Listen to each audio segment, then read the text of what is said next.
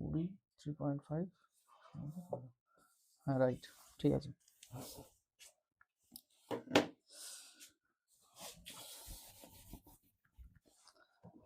Good morning everyone, প্রত্যেক দিনের মতো আজকে আমরা চলে এসেছি আমাদের অপারেশন সিরিজ নিয়ে, যেটা আমরা রেগুলার কন্ডাক্ট করে থাকি। তো আজকে করবো আমরা কি এসএসসি জিডির অঙ্ক, ঠিক আছে। 10টা 12টা অঙ্ক আছে আজকে, আমরা সেটা জিডির অঙ্ক, কারণ জিডির এক্সাম আসছে। তো ফার্স্টে কি, ফার্স্ট অঙ্ক কি বলছে,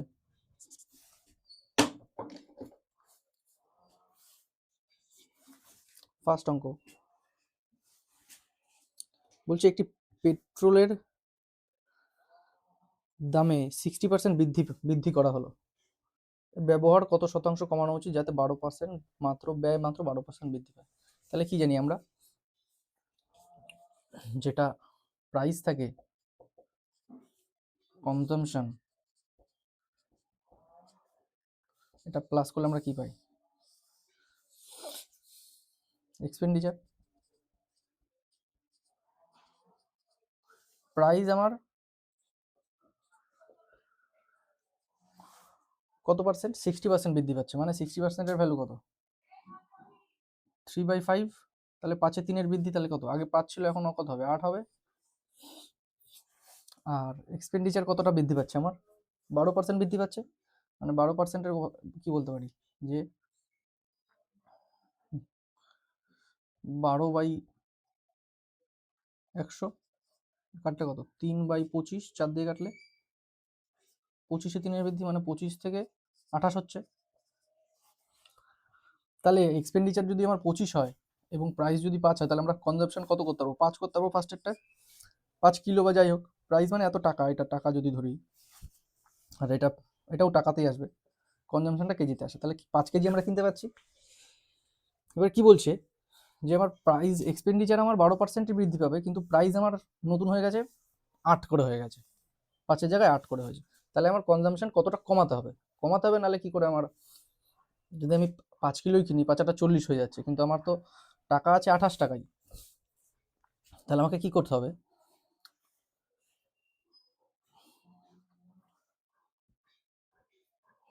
28কে ভাগ করতে হবে 8 দিয়ে, দেখি কত কিলো আসছে। 28কে যখন 8 দিয়ে ভাগ করব, তখন 3-8 24, 3-8 24, 4 পড়ে থাকছে 0.5, মানে 3.5 আমি কিনতে পারবো এত কেজি, 28 টাকায়, 8 টাকা করে, 8 টাকা করে 28 টাকায় আমরা 3.5 কিনতে পারবো। তাহলে আমাদের কনজাম্পশন কত কত কমলো, 5 কেজিতে আমার কনজাম্পশন কমেছে, 5 কেজি থেকে 1.5 কেজি, 1.5 কেজি কমেছে।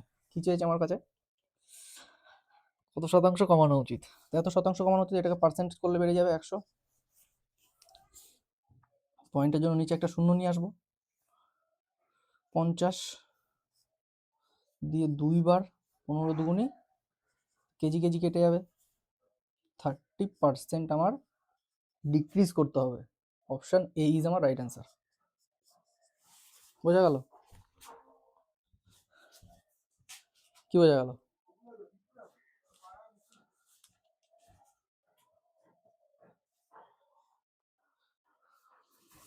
আচ্ছা নেক্সট কোশ্চেন দেখি, 2 নম্বর কি বলছে, যে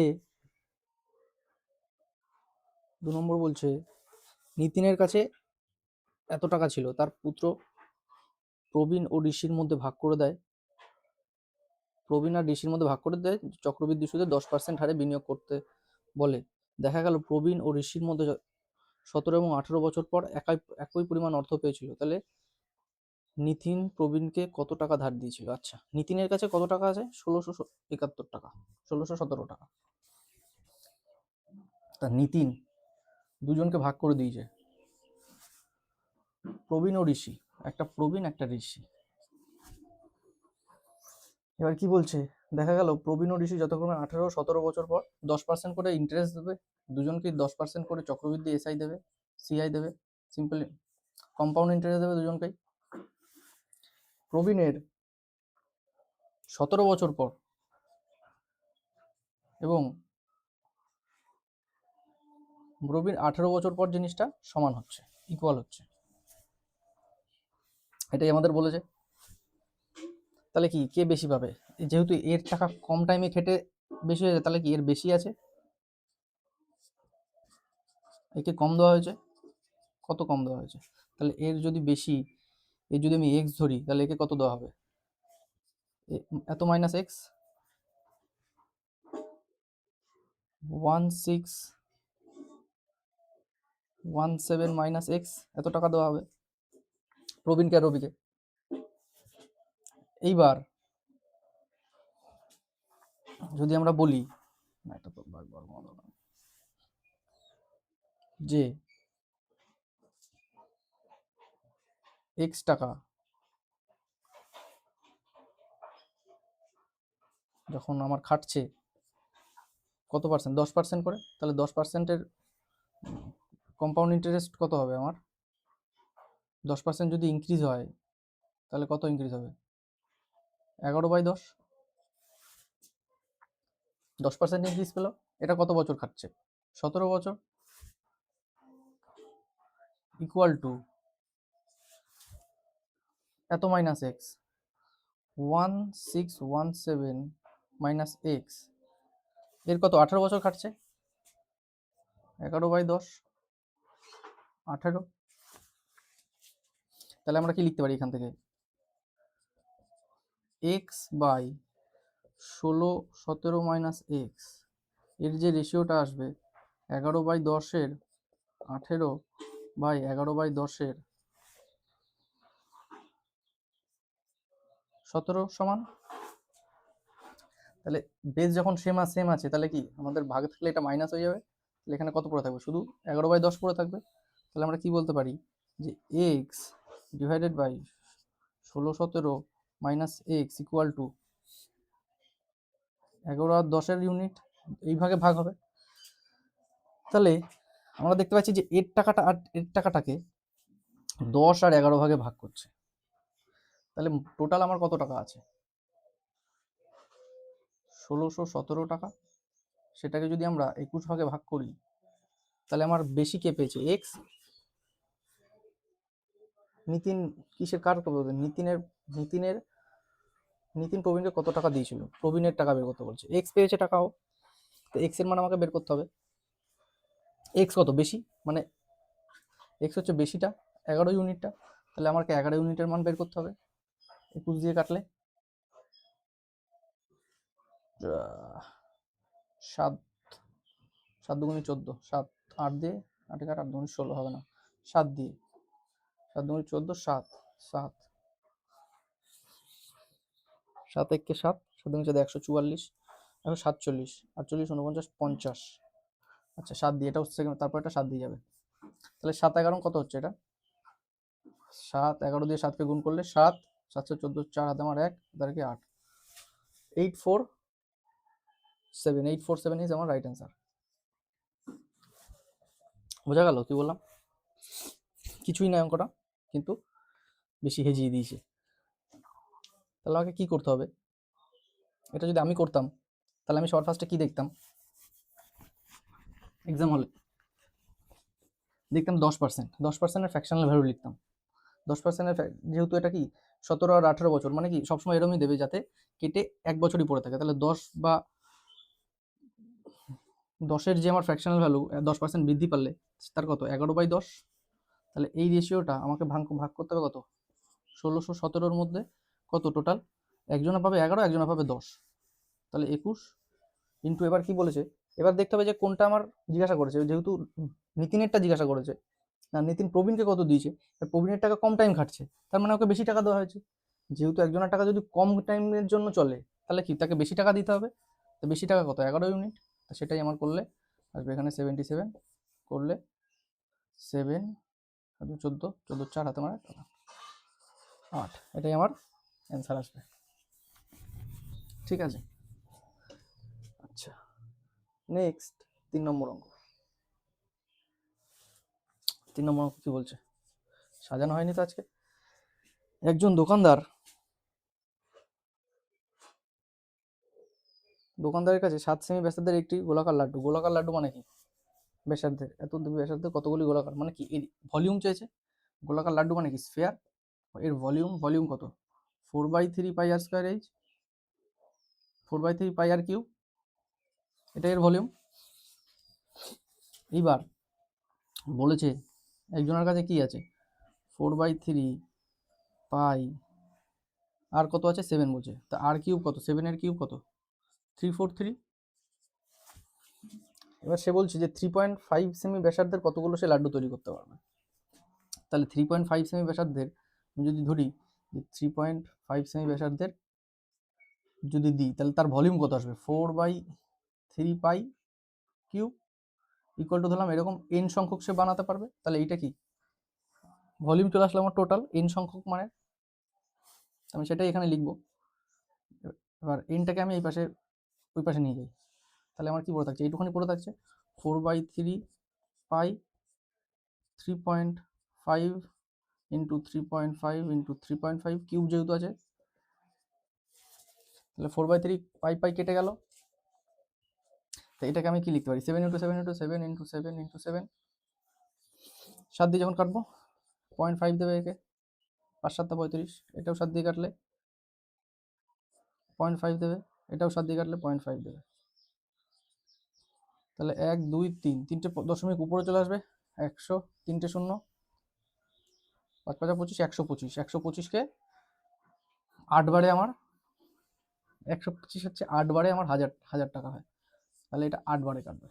তাহলে অপশন এ ইজ আমার রাইট অ্যান্সার। তাহলে কি আমার 8টা আমি এই ভলিউমে লাড্ডু তৈরি করতে পারবো। ঠিক আছে, নেক্সট কি বলছে?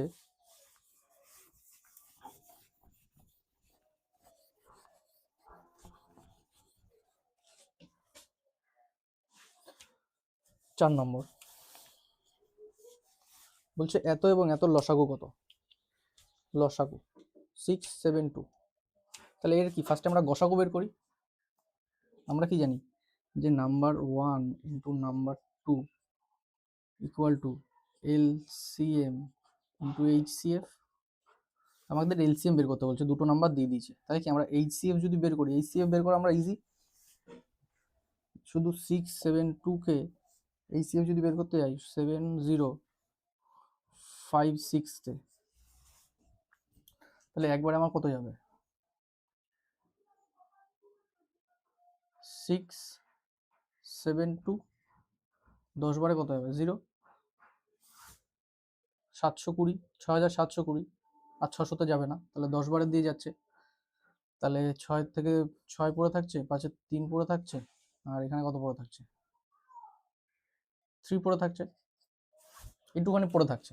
এইটা দিয়ে আমার আবার এটাকে মারতে হবে। তাহলে আমরা এই 672 দুবারে চলে যাবে, এটা দুবারে 672, 36 দুগুণে 72। তাহলে আমরা এইচসিএফ পেয়ে গেলাম কত? 336। তাহলে ফার্স্ট নাম্বার আমাদের বলেছে 672 ইন্টু সেকেন্ড নাম্বার বলেছে 7056 ইকুয়াল টু এলসিএম আমরা বের করতে হবে।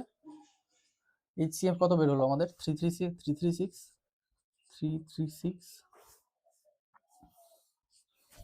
দুবারে যাবে, এটা গুণ করলে কত হবে? 6 দুগুণে 12, 2, লাস্টে অপশন 2 একটাই আছে, 6 দুগুণে 12, 2, লাস্টে অপশন 2 একটাই আছে, সেটাই করি। এবার দিয়ে তোমার 1 10 আর 1 11, 11 7 দুগুণ 14, 14112। Option B is right answer. Option B is right answer.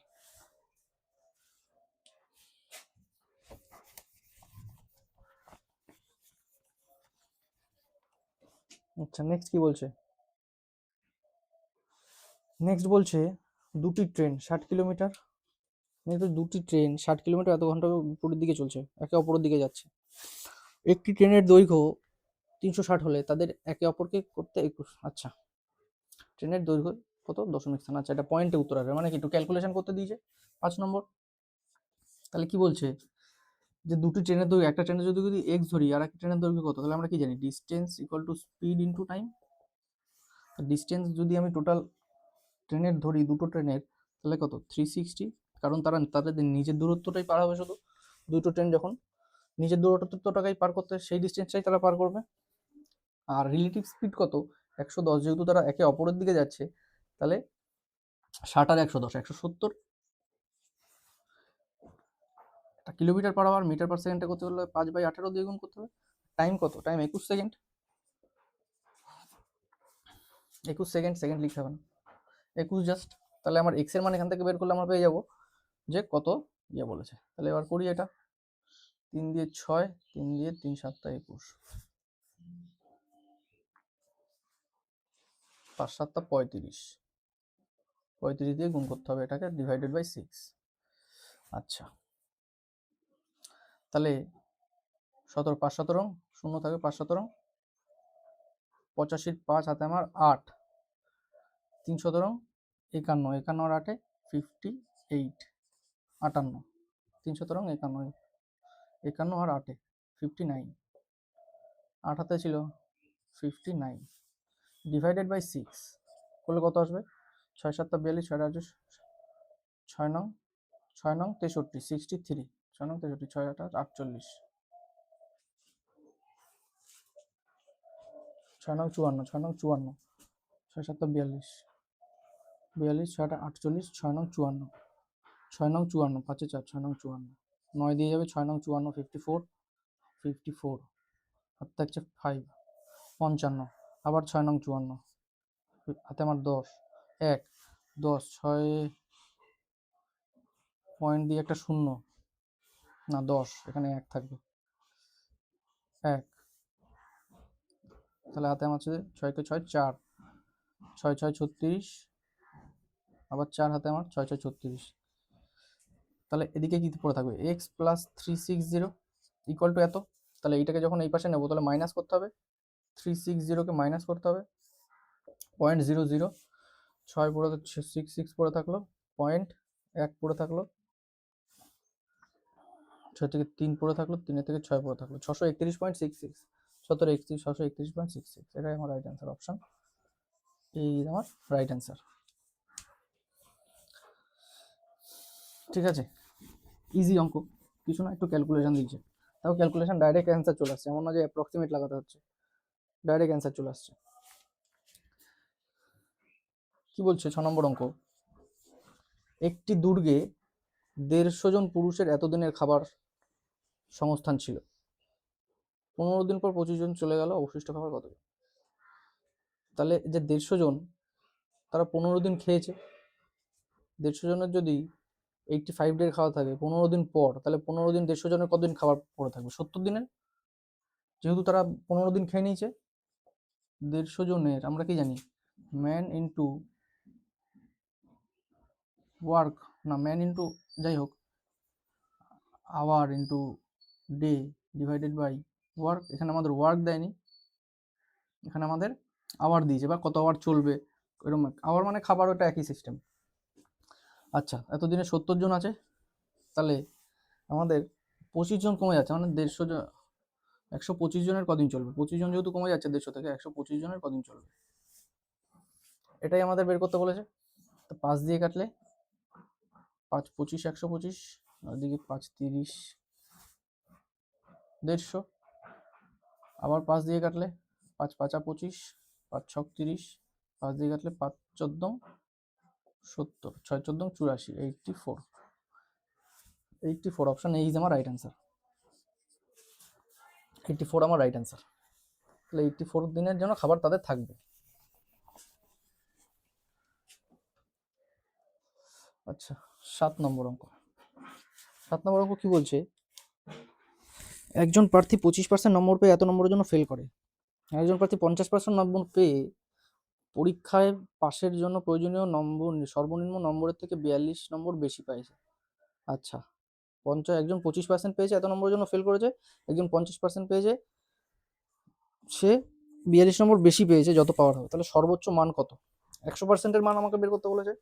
তাহলে আমি যদি দেখি যে 25% পেয়েছে সে এত নম্বরের জন্য ফেল করেছে, আর 50% পেয়ে অত নম্বর বেশি পেয়েছে, তাহলে 25 আর 50 মানে 25%-এর যে মানটা আছে সেটা আমাকে কত দিয়েছে, 68 আর 42, মানে কি 68 42, যোগ হবে, কারণ কি, যে 25% পাচ্ছে সে কত পাচ্ছে, 64 কম পাচ্ছে, 68 কম পাচ্ছে। আর যে 50% পাচ্ছে সে প্লাস কত পাচ্ছে, 42 পাচ্ছে। তাহলে এদের যা ডিফারেন্স, তাহলে এদের ডিফারেন্স কি, যোগ করে দিতে হবে আর এদের ডিফারেন্স নিতে হবে, যেহেতু এটা মাইনাসে আসছে। তাহলে 110 আমাকে বের করতে হবে টোটাল নাম্বার কত ছিল, 100%-এর মান কত, পার্সেন্ট কেটে যাবে, 25 দিয়ে 4 বারে, 4 দিয়ে 440, 440 ইজ আমার রাইট আনসার, অপশন সি। ঠিক।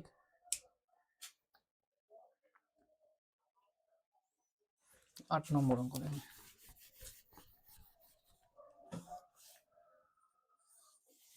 8 নম্বর অঙ্ক কি বলছে, রচিন 60 কিমি ঘন্টা বেগে 2 ঘন্টা ধরে একটি দূরত্ব অতিক্রম করে এবং 40 কিমি ঘন্টা বেগে 80 কিমি পথ অতিক্রম করে। 60 কিমি ঘন্টা বেগে 2 ঘন্টা ধরে অতিক্রম করে, তাহলে প্রথম কত গড় গতিবেগ চেয়েছে। 60 কিমি ঘন্টা প্রতি 2 ঘন্টা যদি যায় তাহলে 120 কিলোমিটার গেছে ফার্স্টেরটায় 2 ঘন্টায়। এটা কি করবো আমরা, total distance divided by total hour, এটা এই ফর্মুলায় ফেলবো আমরা। টোটাল ডিস্টেন্স ফার্স্টে গেছে 2 ঘন্টা, 2 ঘন্টা গেছে 120 কিলোমিটার, তারপরটা কি গেছে 40 কিলোমিটার আর ঘন্টা বেগে 80 কিমি পথ অতিক্রম করছে। তাহলে 80 কিমি পথ অতিক্রম করছে টোটাল, কিন্তু 40 কিমি পার আওয়ার বেগে, তাহলে তার কত লাগবে, 2 ঘন্টা টাইম লাগবে, এটাও 2 আওয়ার টাইম লাগবে। তাহলে টোটাল আমার ডিস্টেন্স কত পার হচ্ছে, 120 আর 80 কত, 200 কিলোমিটার, আর টাইম কত লাগছে, 4 আওয়ার। কিলোমিটার আর এদিকে 4 আওয়ার টাইম হয়ে গেছে, 4 দিয়ে কাটলে 4 5 20, 50 kilometre per hour, 50 kilometre per hour তার কি অ্যাভারেজ স্পিড। এটা না লিখলে হবে অ্যাভারেজ স্পিড, এটাই আমরা অ্যাভারেজ স্পিড বা গড় গতিবেগ। অপশন ডি ইজ আমার রাইট অ্যান্সার। বোঝা গেল, ডাইরেক্ট ফর্মুলা এটা। তো এগুলো কি এসএসসি জিডির অঙ্ক, তাহলে এসএসসি জিডির অঙ্ক অতটা ক্যালকুলেটিভ দুটো তিনটে পয়েন্টে থাকছে, কিন্তু অতটাই সরি কি বলছে, 9 নম্বর অঙ্ক, রাজেশ্বর একটি কাজ 12 দিনে করতে পারে, বিক্রম 6 দিনে এবং টাইগার 15 দিনে করতে পারে। আচ্ছা, তারা সবাই একসাথে কাজ শুরু করে, কিন্তু রাজেশ্বর 2 দিন পর চলে যাচ্ছে এবং কাজ শেষ হওয়ার 3 দিন আগে বিক্রম চলে যাচ্ছে, কাজটি কত দিনে শেষ হবে। আচ্ছা, 3 জন আছে, একজন কি বলছে রাজেশ্বর, একজন বিক্রম, একজন টাইগার। এ শেষ করছে 12 দিনে, এ শেষ করছে 6 দিনে, এ শেষ করছে 15 দিনে।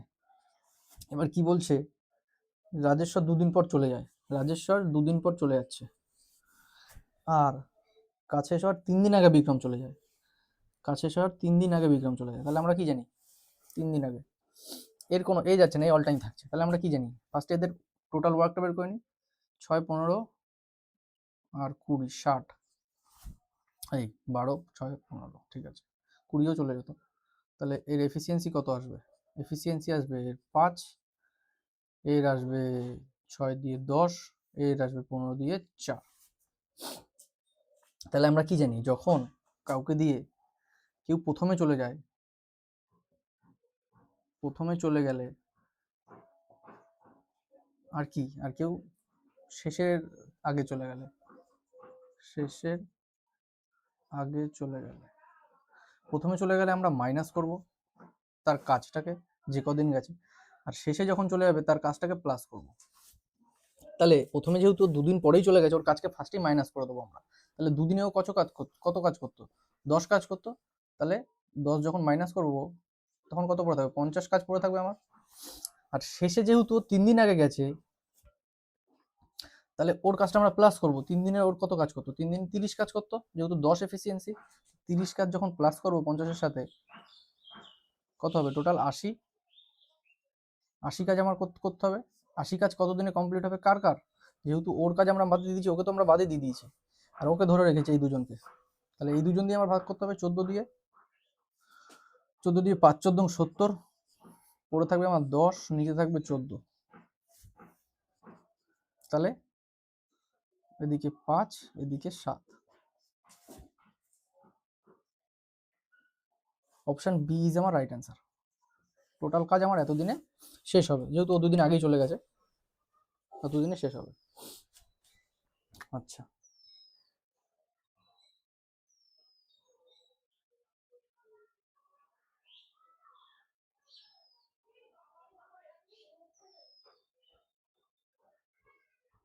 আচ্ছা নেক্সট কি বলছে দেখি। 10 নম্বর অঙ্ক।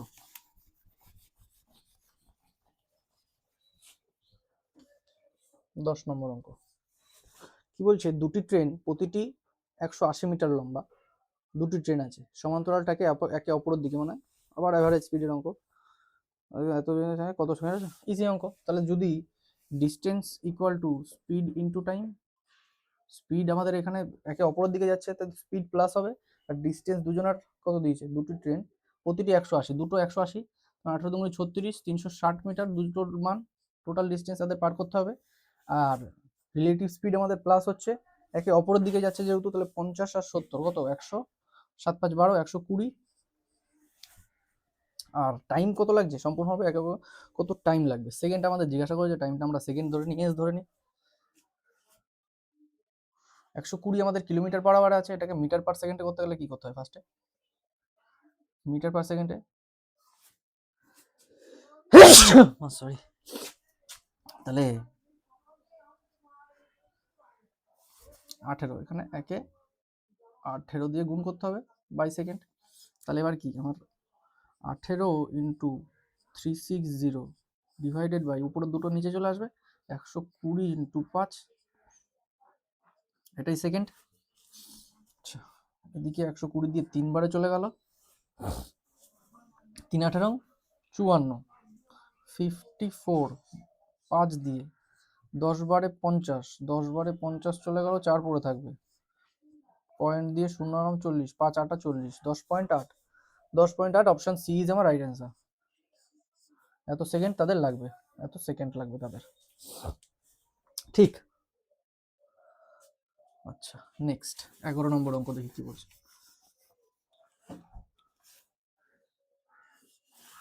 11 নম্বর অঙ্ক বলছে এইচডিএফসিতে বার্ষিক 4% সুদের হারে কিছু টাকা বিনিয়োগ করেছেন কে, সারং।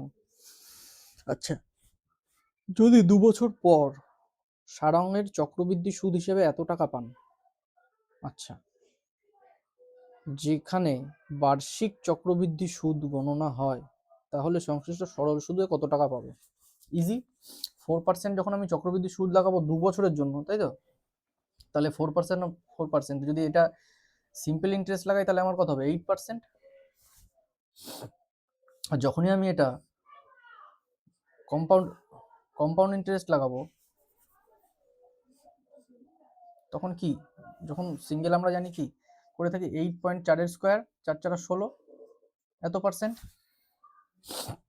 তাহলে আমাকে কি বলেছে, চক্রবৃদ্ধি সুদ হিসেবে সে 153 টাকা পায়। এই যে এসআইটা সে পেয়েছে যে 8.16, 153, 153, 100, এটা কত, 8.16 টাকা পেয়েছে, এত পার্সেন্টের মান এটা। আমাকে কি বলেছে, যেখানে বার্ষিক চক্রবৃদ্ধি গণনা হয়, তাহলে সংশ্লিষ্ট সুদ, সরল সুদ কত টাকা পাবে, সরল সুদ কত আমার, 8%, 8%, তো পার্সেন্ট কেটে যাবে, 8 দিয়ে যদি এটা কাটি, 1.02, 8 দুগুণে 16,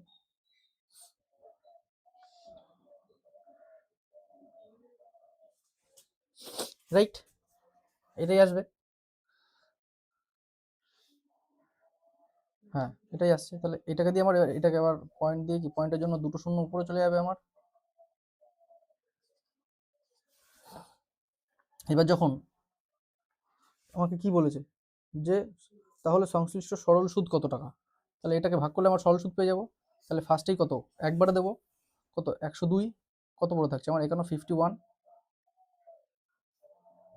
51 510 যখন দেবো 5 বারে কেটে যাবে, 5 বারে 510 ডাইরেক্ট কেটে গেল, একটা শূন্য আমার পড়ে থাকবে, মানে 150 টাকা আমার অপশন সি ইজ আমার রাইট অ্যান্সার।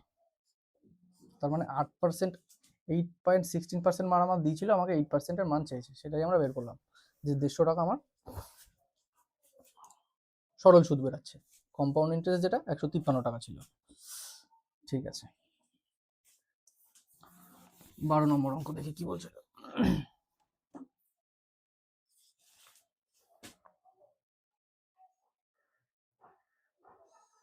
অসৎ দোকানদার, তার পণ্য ক্রয় মূল্য। অসৎ দোকানদারের অঙ্ক আমরা জানি, তিনি এমন একটি ওজন ব্যবহার করেন যা 26%-এর কম, কিন্তু ক্রয় মূল্য দিচ্ছে ওজনে 26% কম দিচ্ছে, তার লাভ কত? প্রফিট ইজি, আমরা কি জানি, প্রাইস বাই ওয়েট, এটাই আমরা ফর্মুলা জানি। একবার সিপিতে করতে হবে, একবার এসপিতে করতে হবে, একবার সিপিতে করতে হবে, একবার এসপিতে করতে হবে। তো প্রাইস সেম আছে আমার দু জায়গাতেই, তার জন্য আমরা একই রাখবো। আর ওয়েট একবার 100, সাপোজ 100 গ্রামই ধরলাম, সে 26% কম দিচ্ছে, মানে 80, 74 দিচ্ছে, 26% কম 74 দিচ্ছে। তাহলে আমরা কি এবারে প্রফিট বের করতে পারবো? তাহলে কি এটা যখন আমরা ক্রস মাল্টিপ্লাই করবো, এরকম যখন থাকে উপরে এক, তাহলে এটা কি ক্রস মাল্টিপ্লাই হয়ে যাবে, তাহলে 74 হয়ে যাবে আমার সিপি, আর 100 হয়ে যাবে আমার কি এসপি। তাহলে এইটা যখন আমার রেশিও এসছে, তাহলে সিপিতে আমার প্রফিট খুঁজতে গেলে কি এসপি থেকে সিপিটা বাদ দিতে হবে, মানে এটা সেলিং প্রাইস কত টাকা সেল করেছে, আর এটা কি আমার ক্রস প্রাইস, মানে কত টাকা লেগেছে। তা যদি আমি এত টাকা কিনে এত টাকা সেল করি, তাহলে আমার প্রফিট কত হচ্ছে, 74 26 প্রফিট হচ্ছে। এবার এটাকে কাটাকুটি করতে হবে, তাহলে আমরা কি দেখছি, এটা 4 দিয়ে যাবে, 4 দিয়ে গেলে কি 4 দিয়ে যাবে না, এটা 2 দিয়ে 50 বারে যাবে, আর এটা 2 দিয়ে যাবে 70, 35, 36, 37, 37। আচ্ছা, আমাকে ইয়েতেই দিয়েছে অপশন যে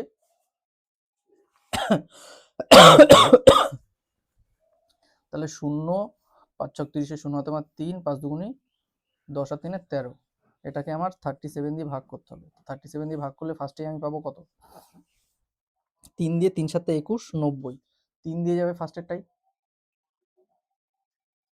3 দিয়ে 90 আর 3 7 21, মানে 211, 100, 111, 3 7 21, 90, 111 থাকছে কত, এদিকে 9 হাতে আমার 1, 2, 19 থাকছে, 190 কত বারে যাবে, 6 বারে না 7 বারে, 7 7 49, 49, আর 3 7 21, 210 যাবে না, 7 দিয়ে যাবে না, 5 দিয়ে, 5 3 5 15, 5 5 7 35, 150 আর 160, হ্যাঁ 5 দিয়ে যাবে, 5 দিয়ে যদি দিই তাহলে 5 7 35, আর এদিকে 3 5 15, 150 আর 100 185, তাহলে 5 থাকছে আমার এইখানে।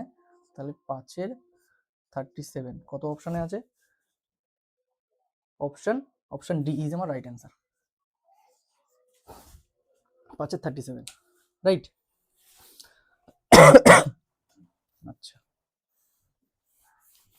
ওয়েট অ্যান্ড অ্যাভারেজ না, এটা হচ্ছে ডিসঅনেস্ট ট্রেডার। আচ্ছা, নেক্সট কি বলছে, 13টাই অঙ্ক আছে আজকে। নেক্সট লাস্ট অঙ্ক আমাদের কি বলছে,